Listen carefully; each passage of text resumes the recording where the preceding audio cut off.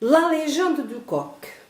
La croix médiévale, conservée au musée archéologique de la ville, est associée à la curieuse légende du coq.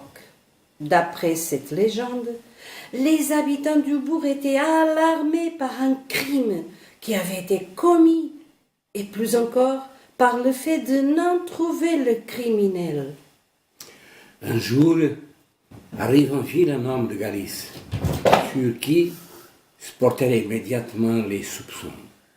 Les autorités immédiatement l'ont arrêté et malgré ses protestations d'innocence, il a été accusé d'être l'auteur du crime.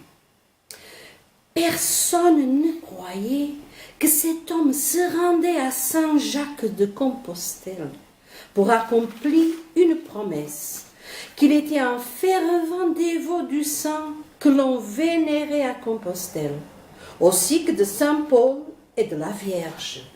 Et tel comme il était courant au Moyen-Âge, il est condamné à la pendaison. Au moment où le conduisait à la potence, il demande d'être mis en présence du juge qu'il avait condamné. L'autorisation lui est concédée, il est amené à la résidence du magistrat, qui en ce moment même était en train de se banqueter avec quelques amis. Le Galicien affirme à nouveau son innocence et devant l'incrédulité des convives, il pointe un coq rôti qui était sur la table et exclame « Il est aussi sûr que je suis innocent qu'il est sûr que ce coq chantera au moment où on me pendra. » Cette déclaration ne fit que provoquer des éclats de rire de toute l'assistance.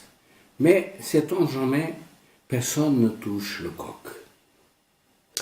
Et ce qui semblait impossible arrive.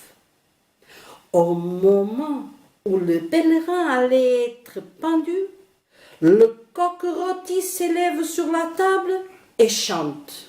Personne ne doutait plus de l'innocence du condamné.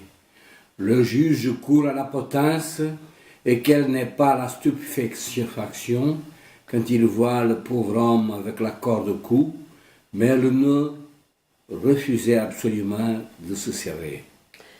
Il a été immédiatement délivré et a poursuivi sur sa route de pèlerinage. Quelques années plus tard, il revient à Barcelos, où il fit ériger le monument, le calvaire du coq, en hommage à Saint Jacques et à la Vierge.